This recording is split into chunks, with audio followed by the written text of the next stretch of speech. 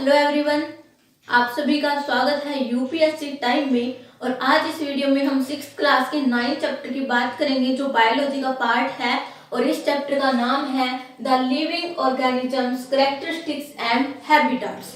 इसी previous chapter में हमने क्या पढ़ा था, हमने बॉडी मूवमेंट्स के बारे में पढ़ा था कि हमारी बॉडी के अंदर कौन कौन सी बोन्स हैं, जॉइंट्स कौन से हैं, कार्टिलेज कौन से हैं, हमारा जो स्केलेटन सिस्टम है वो कैसे बना हुआ है, हम कैसे मूवमेंट कर सकते हैं। ठीक है, तो आज इस चैप्टर में हम क्या पढ़ेंगे, लिविंग ऑर्गेनिजम्स के कैरेक्टरिस्टिक्स के बारे में और उनके हैबिटेट्स के बारे में पढ़ेंगे।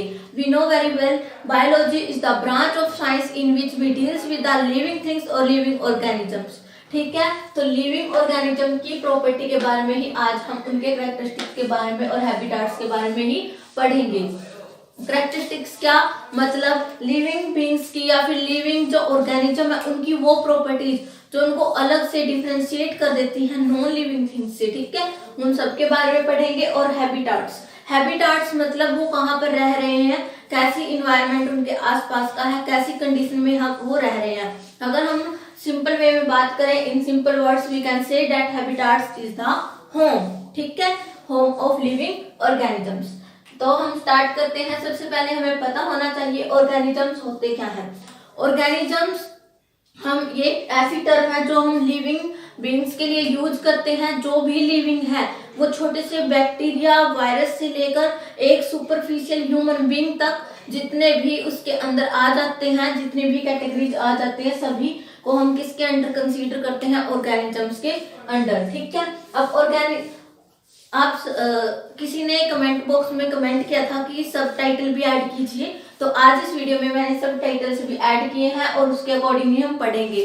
तो हमारा पहले सब टाइटल है एनसीईआरटी के अंदर organisms and the surrounding where they live. मतलब जो हमारे लिविंग बीइंग्स है वो कैसे इन्वायरमेंट के अंदर रह रहे हैं, कैसा उनका सराउंडिंग है। ठीक है, तो हमने इसके बारे में पढ़ना है अभी। तो हमारा जो ऑर्गेनिज्म है वो किस सराउंडिंग में रह रहे हैं वो डिपेंड करता है, वो जहां पर रह रहे हैं उसके अकॉर्डिंग ही उनकी बॉडी का स्ट्रक्चर है, उसके अकॉर्डिंग ही उनका खान पान होता है, वो कैसा फूड ले रहे हैं, उसके अकॉर्डिंग ही उनकी हैबिट्स होती है, उसके अकॉर्डिंग ही उनका हैबिटेट होता है। ठीक है ना। फॉर एग्जाम्पल अगर हम बात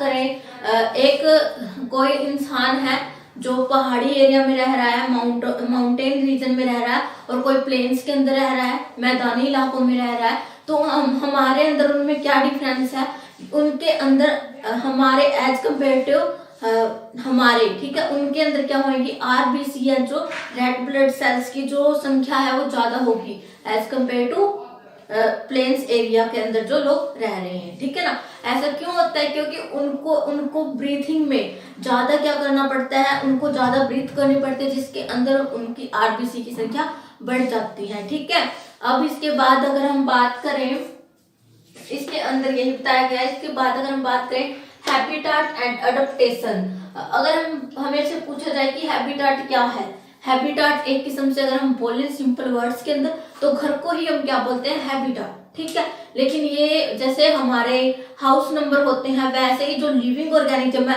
उनको बांटा गया है एज ए टर्शियल हैबिटेट के अंदर और एक्वाटिक हैबिटेट। टर्शियल मतलब ऐसे ऑर्गेनिजम्स, ऐसे लिविंग ऑर्गेनिजम्स जो जमीन के ऊपर रहते हैं, सर्वाइव करते हैं, जिनका घर जमीन है, मतलब जो अर्थ के ऊपर रह रहे हैं, उनको क्या बोला जाता है, टर्शियल हैबिटेट के अंदर रहने वाले ऑर्गेनिजम्स। ठीक है, फॉर एग्जांपल ह्यूमन बीइंग्स। ठीक है, और अगर हम बात करें जो हमारी वो फेलोज हैं, हमारे जो पालतू पशु हैं, और कैमल एक्सेट्रा। ठीक है, इसके अलावा दूसरा आता है aquatic habitat. Aqua is the word use for water, तो हम कह सकते हैं ऐसे ऑर्गेनिज्म वो वाटर के अंदर रहते हैं, लिविंग ऑर्गेनिज्म जो किसके अंदर, वाटर बॉडीज के अंदर रहते हैं, जैसे कि सी, ओशन, रिवर, लेक, ठीक है, एक्सेट्रा। तो इनके अंदर कौन रहती है, फिशेस, क्रोकोडाइल, आपको पता है। ठीक है, लेकिन अगर हम बात करें हैबिटेट और अडप्टेशन की तो हम किसका एग्जांपल लेंगे, कैमल और फिश का। Adaptation is a very important term. ठीक है, अडप्टेशन क्या होती है, अब हमने हैबिटेट के बारे में देख लिया कि घर जहाँ पे हम रह रहे हैं। अडप्टेशन कैसी होती है, मतलब हम अपनी बॉडी को अपने इन्वायरमेंट के अकॉर्डिंग एडजस्ट करें, उस सिचुएशन को क्या बोला जाता है, अडप्टेशन। ठीक है, जिसने अडप्ट कर लिया अपने आप को, जिसने जैसी भी कंडीशन के अंदर रहना सीख लिया, वो क्या करेगा, वो जीवित रह जाएगा। और जो नहीं सरवाइव कर पाएगा अगर उसने अडेप्टेशन नहीं की, इन्वायरमेंट के अकॉर्डिंग अपना चेंज नहीं किया। अगर हम सिंपल एग्जांपल की बात लें, जैसे कि सर्दियां आ गई हैं और हमें सर्दियों में अपनी अडेप्टेशन, अपने बचाव के लिए हम क्या पहनते हैं, ऊनी कपड़े पहनते हैं, मोटे कपड़े पहनते हैं। अगर हम ऐसा नहीं करेंगे तो हम ठंड के मारे मर जाएंगे। ठीक है ना। तो ऐसे ही हमें क्या करना पड़ता है, अपने सराउंडिंग के अकॉर्डिंग हमें अपनी बॉडी में या फिर हमें कुछ बाहर से ही क्या करना पड़ता है, अडेप्टेशन या फिर चेंजेस करने पड़ते हैं। उस प्रोसेस को क्या बोला जाता है, अडेप्टेशन। एनसीईआरटी के अंदर एग्जांपल लिया गया कैमल्स का एंड फिशेस का।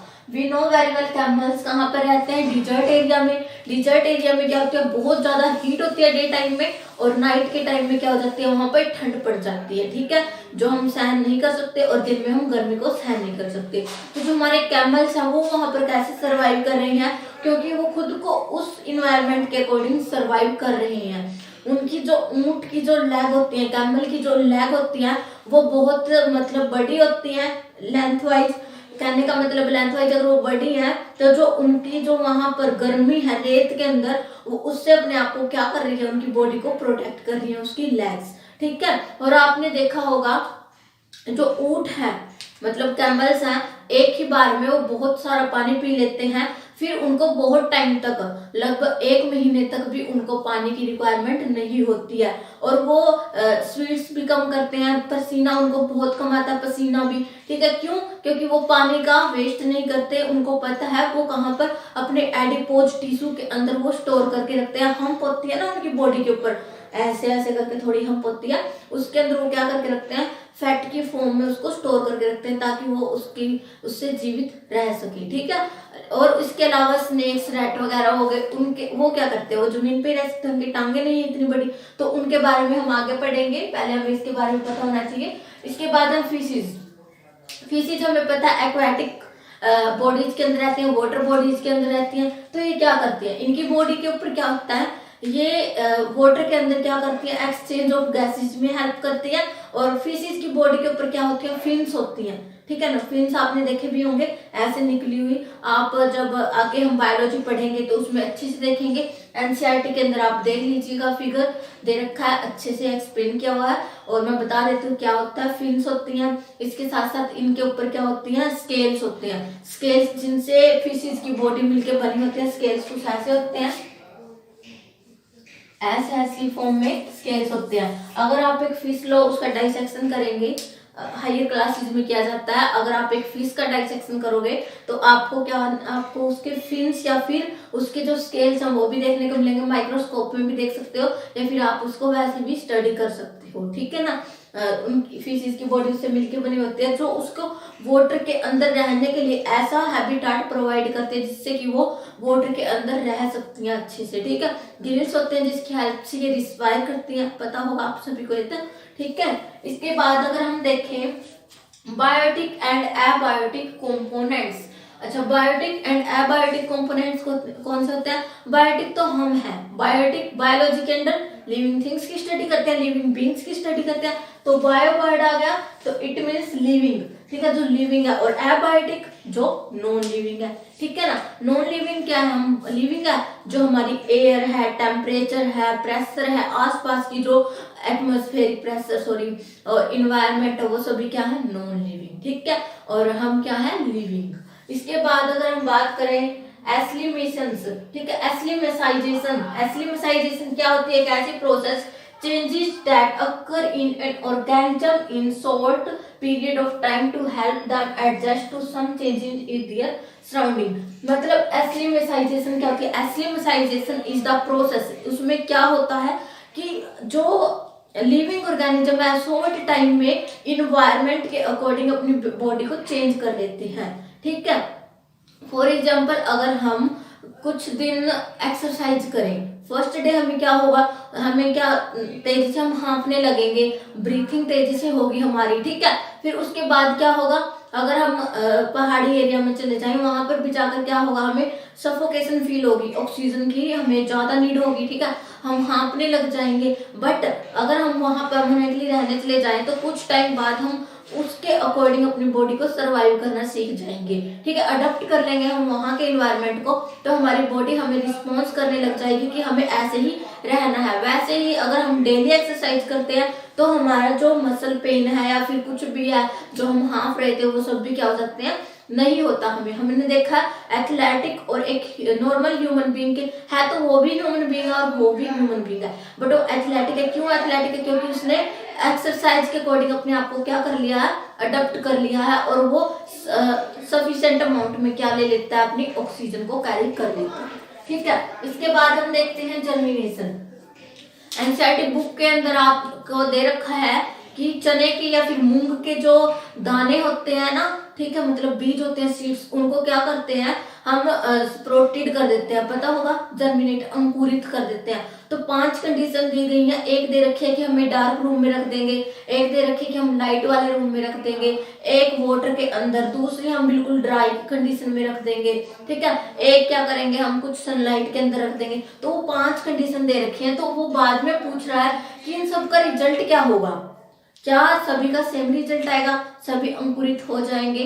ये क्या है, डिपेंड करता है ये सिचुएशन एबायोटिक फैक्टर के ऊपर, कि सनलाइट के अंदर रखे तो सनलाइट का क्या इफेक्ट पड़ेगा उसके अंदर, डार्क रूम के अंदर रखे तो उसके अंदर क्या इफेक्ट पड़ेगा, उनके बीज के ऊपर, सीड्स के ऊपर, पानी के अंदर रखा उनका क्या इफेक्ट है, और बिल्कुल ड्राई करके रखे उनको क्या इफेक्ट पड़ेगा, ठीक है, ये सब हमें देखना है।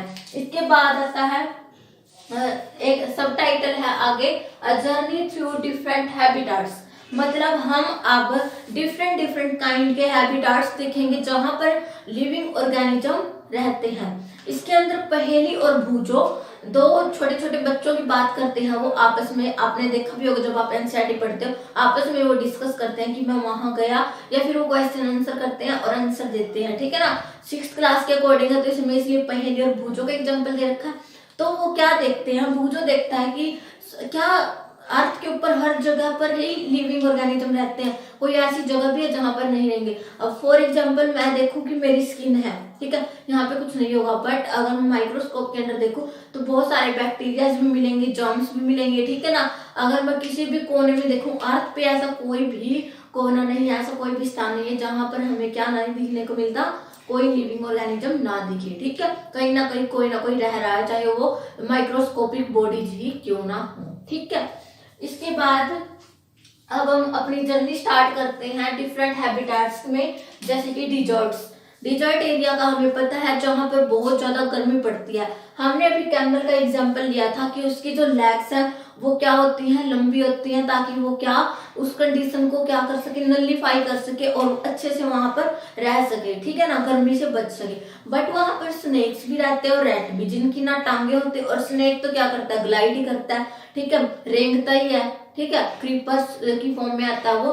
तो वो कैसे एडजस्ट करते हैं, वो करते हैं, वो क्या करते हैं, वो बिलों के अंदर चले जाते हैं, मतलब वो होल्स बना लेते हैं जमीन के अंदर, ताकि वो सर्दी से बच सके, और रात के टाइम वो बाहर निकल जाते हैं। और कुछ उनकी क्या है, जो वो अपनी बॉडी को ऐसे अडॉप्ट कर लेते हैं कि वो उस कंडीशन को सह सके, ठीक है, उनको इसलिए ज्यादा गर्मी नहीं लगती। दूसरी है माउंटेन रीजन। एक मिनट, डिजर्ट रीजन में हमने ये तो एनिमल का एग्जांपल दिया। अगर हम प्लांट्स के बारे में बात करें तो क्या होगा, प्लांट्स में जैसे हमने देखा, प्लांट्स, कैक्टस का प्लांट ले लें हम, उसके अंदर क्या होते हैं, स्पाइन्स होते हैं। कैक्टस के प्लांट देखे होंगे मोटे मोटे से, वो लीफ नहीं होते, वो क्या होता है, वो स्टेम होती है, ठीक है ना। वो हम सोचते हैं कि लीफ होगा, बट वो स्टेम होती है जिसके अंदर स्पाइन निकले होते हैं। आप अपने घर पे लेके आइए और एक पार्ट को उसकी कवर कीजिए, जैसे हमने पीछे एक चैप्टर में किया था ना, उसमें जो न्यूट्रिशन वाले चैप्टर में किया था, ठीक है। तो आप पॉलिथीन से उसको बांध दीजिए। आप क्या देखोगे, हमने देखा था कि उस जब स्टार्च था उनके लीव्स के अंदर, तो उसमें क्या हो रही थी, ट्रांसपीरेशन हो रही थी, कुछ पानी की बूंदें हमें दिखाई दी थी ड्रॉपलेट्स की फॉर्म में पॉलिथीन के ऊपर। बट अगर हम देखें कैक्टस के प्लांट के ऊपर अगर हम उसको कवर कर दें तो कुछ ही अमाउंट में, बिल्कुल मिन्यूट अमाउंट में हमें पानी की ड्रॉपलेट्स दिखेंगी as compare to normal plant. क्यों? क्योंकि वहां पर जो ट्रांसपीरेशन करते हैं ना पानी का, वो बहुत कम करते हैं, क्योंकि उनको पता है वो डिजर्ट एरिया है, वहां पर उन्होंने अपनी बॉडी को ऐसे ही एडजस्ट कर रखा है जिससे कि क्या उनको कम पानी की रिक्वायरमेंट हो, अपना पानी का वेस्टेज कम करें, ठीक है ना। और दूसरी बात वो क्या होती है, स्टेम होती है।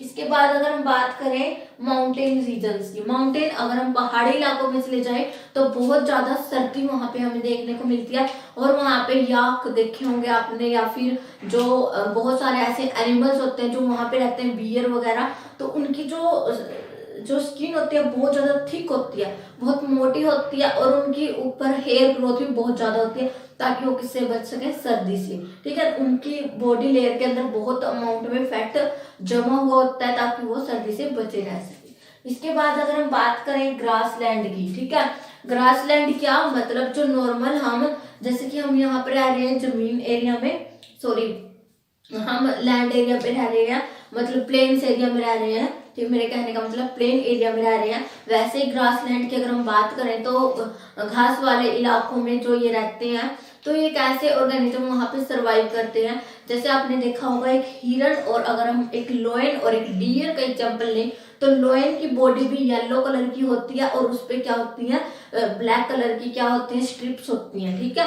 और एक डियर की बॉडी की बात करें तो उस पे भी समवट ऐसा ही कुछ स्ट्रक्चर होता है, मतलब उसकी भी बॉडी येलो ही होती है, और कुछ उस पे डार्क कलर के स्ट्रिप्स होते हैं, डॉट्स होते हैं, ठीक है ना। बट इनमें डिफरेंस क्या है, जो अपने अकॉर्डिंग एडेप्टेशन करते हैं, जो हमारा लोयन है उसकी आंखें ऐसी पोजीशन पे है ताकि वो देख सके उसकी प्रे को। प्रे क्या होता है, जो उसका वो शिकार करेगा जिसका, ठीक है ना, जैसे वो हिरन खाएगा या फिर कोई और एनिमल को खाएगा जंगल में से, तो उसके शिकार को क्या बोला जाता है, प्रे, ठीक है। तो प्रे के लिए उसकी शार्प आईज होती हैं, वो बहुत दूर तक देख सकता है, और उसकी बॉडी इसलिए ऐसे कलर की है ताकि वो छिप सके और उसके प्रे उसको ना देख सके और वो इजीली उनको कैच कर सके।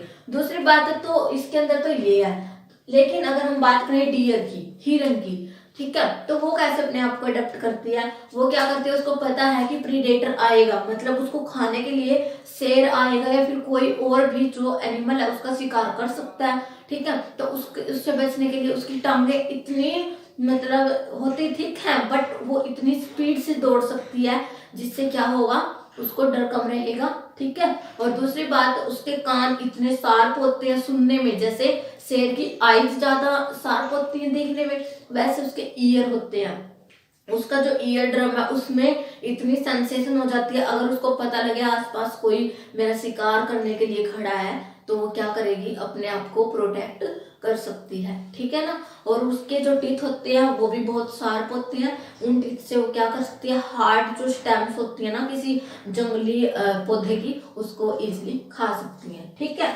इसके बाद आता है हमारे पास ओशंस। ओशन में हमने फिश का एग्जांपल देखा है। अगर हम बात करें डॉल्फिन की, डॉल्फिन क्या करती हैं, वाटर के सरफेस के ऊपर ही रहती हैं, क्योंकि उनके अंदर गिल्स नहीं होते हैं, बट उनके अंदर कुछ ऐसी एडेप्टेशंस होते हैं जिससे कि वो किसके ऊपर रह सकते हैं, सरफेस, वाटर के सरफेस पे रह सकती हैं। और कुछ ऐसे भी होते हैं प्लांट्स या फिर कुछ ऐसे भी एक्वेटिक एनिमल्स होते हैं जो बिल्कुल डीप के अंदर रहते हैं, वाटर बॉडीज के। क्यों रहते हैं, क्योंकि उनको क्या, सैलिनिटी की जरूरत होती है, सलाइन वाटर की जरूरत होती है अपनी बॉडी को प्रोटेक्ट करने के लिए। सैलिनिटी मतलब कि सोल्टी वाटर होता है, हमें पता है ओशन का, ठीक है, नीचे। इसके बाद अगर हम बात करें कि हमने पढ़ा, इसके बाद अगर हमने अभी तो इसके हैबिटेट्स के बारे में पढ़ा है, ठीक है। इसके बाद हम देखेंगे कि उनकी क्या क्या प्रॉपर्टीज है, लिविंग ऑर्गेनिज्म के कैरेक्टरिस्टिक्स के बारे में, ठीक है।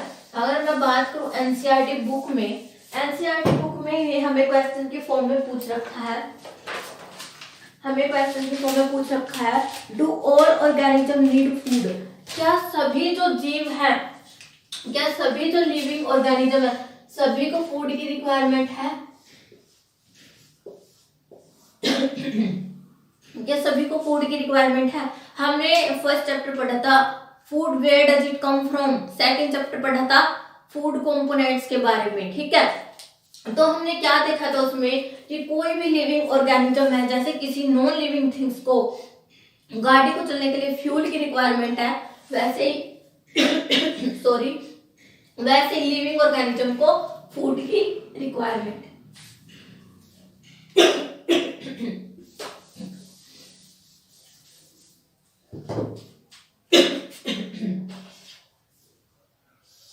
तो इट मीन्स फूड एक नेसेसरी पार्ट है इनकी लाइफ का, ठीक है। इसके बाद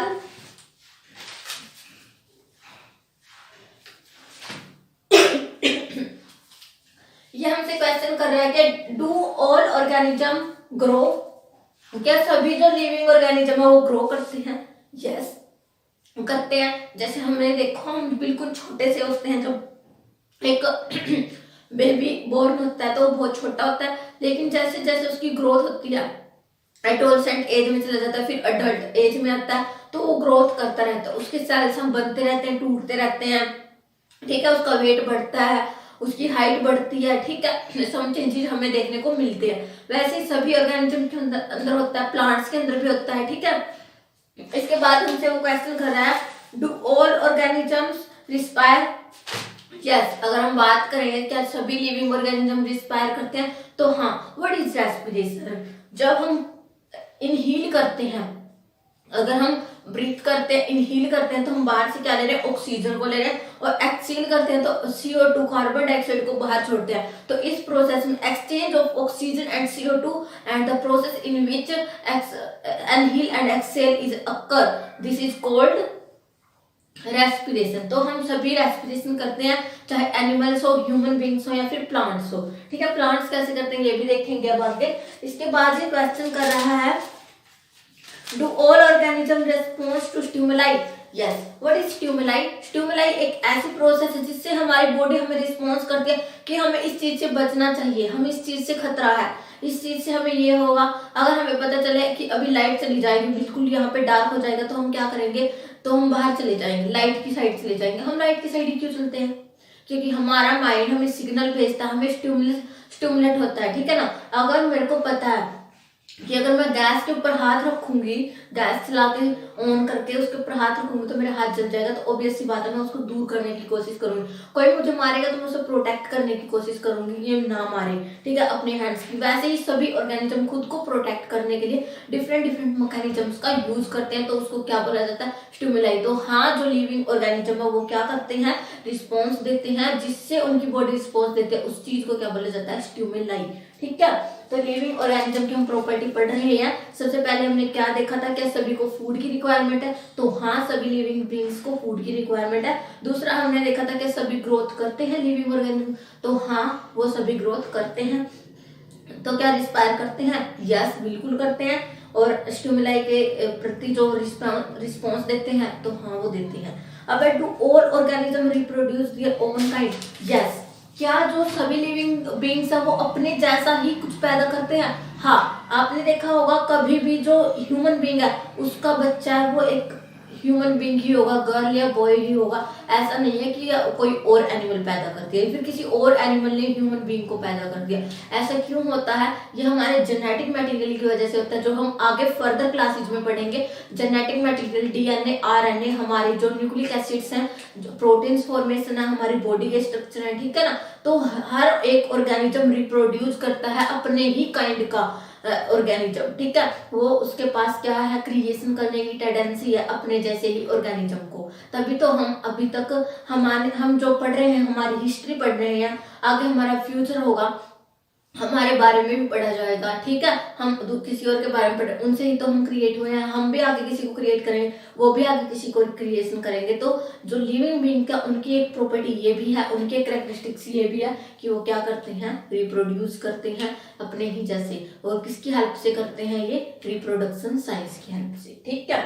इसके बाद है लिविंग ऑर्गेनिज्म एंड एक्सक्रीशन। जो हम खाते हैं क्या हम सभी पचा पाते हैं? नहीं, हम उसको एक्सक्रीट करते हैं थ्रू एनस। पता है हमें इस चीज का? कि हम सभी चीजें जो हमारी बॉडी के अंदर नहीं पच पाता, सभी रिक्वायरमेंट पूरी हो जाती है, तो जो कुछ एक्सक्रीटरी प्रोडक्ट बच जाता है तो हम उसको एक्सक्रीशन की फॉर्म में बाहर निकाल देते हैं, यूरिन और एनस की फॉर्म में। ठीक है, तो सभी ऑर्गेनिज्म ऐसा ही करते हैं, वो भी निकालते हैं। इसके बाद है डू ऑल ऑर्गेनिज्म मूव। जैसे हमने बॉडी मूवमेंट्स के बारे में पढ़ा था, तो सभी मूव करते हैं। अगर बात करें हम प्लांट्स की, तो क्या प्लांट्स भी मूव करते हैं? बट ये है कि प्लांट्स की बॉडी हमने ये भी देखा था कि वो जड़ से, जो मतलब उसकी जो रूट्स हैं, उससे वो क्या होती है, उसको पकड़ के रखती हैं रूट्स, तो इसलिए वो मूव नहीं कर सकते। बट वो न्यूट्रिशन एंड मिनरल्स और वाटर, उनका तो मूवमेंट करवा सकते हैं ना, वो जमीन के थ्रू, मतलब लैंड में क्या करते हैं, वाटर का मूवमेंट करते हैं, न्यूट्रिशन का दूर दूर से खींचने का काम करते हैं वो। ठीक है, उनकी रूट्स मूवमेंट करके दूर दूर तक चली जाते हैं, और जहां से उनको न्यूट्रिशन वाटर की रिक्वायरमेंट है वो ले लेती है। तो यस, जितने लिविंग ऑर्गेनिज्म है वो सब क्या कर सकते हैं, मूव कर सकते हैं। आगे क्वेश्चन है व्हाट देन इज लाइफ। हमारी लाइफ है क्या? तो लाइफ है क्या? लाइफ इज अ ब्यूटीफुल, मतलब हमारी जिंदगी बहुत ही खूबसूरत है, हमें इससे प्यार करना चाहिए।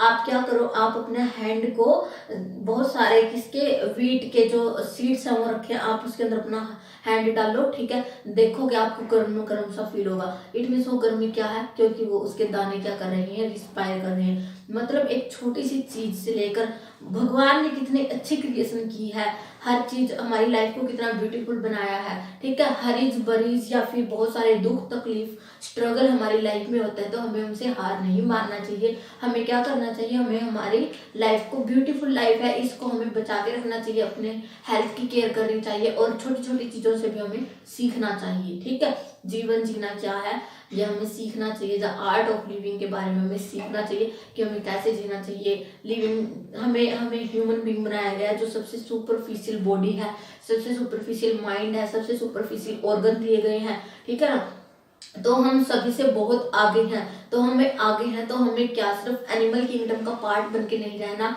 हम उनसे सुपरफिशियल हैं। तो हमें क्या करना चाहिए, हमें अपने देश के लिए, या फिर हमें क्या ह्यूमैनिटी के लिए, या फिर लिविंग ऑर्गेनिज्म के लिए भगवान ने हमें दिया है, तो हमें उनको रिवार्ड देना चाहिए। ठीक है ना, हमें ऐसा कुछ अपनी लाइफ में करना चाहिए। तो आज ये हमारा चैप्टर खत्म हो रहा है, और अगर आप इस चैनल पर न्यू हैं और आपने ये वीडियो देखी है, तो प्लीज चैनल को सब्सक्राइब कर दीजिएगा, बेल आइकन को प्रेस कर दीजिएगा, और अगर आपको वीडियो अच्छा लगा है तो आप लाइक कर दीजिएगा, और कोई भी आपको डाउट है तो आप प्लीज कमेंट बॉक्स में कमेंट कर दीजिएगा। ठीक है ना, थैंक यू, आपने मेरी वीडियो को देखा, थैंक्स फॉर वॉचिंग।